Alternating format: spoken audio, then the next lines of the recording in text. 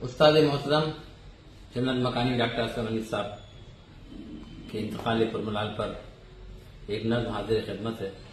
समाअत फरमाइए। अमीन फन तेरे एहसास में, तेरी मोहब्बत में अजब एक सहर शामिल है। अमीन फन तेरी शफकत में, तेरी कुर्बतों में जिंदगी का सोच शामिल है। अमीन फन तेरे किरदार के शफाफ मौसम में तेरे अखलाक की वसअत बराबर रक्स करती है।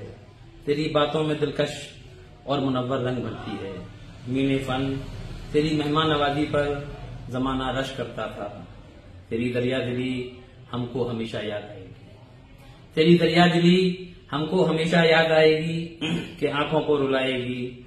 अमीन फन तेरे अंदाज नफरत का तसव्वुर तोड़ देते थे। अमीन फन तेरे अंदाज नफरत का तसव्वुर तोड़ देते थे, मोहब्बत से दिलों को जोड़ देते थे।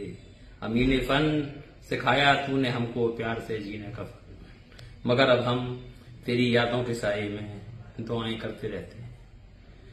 खुदा तुझको अता फिरदौस की आसाइशें कर दे, हमारे मुस्तरिब दिल को सुकून और सब्र से भर दे। आमीन सुम्मा आमीन।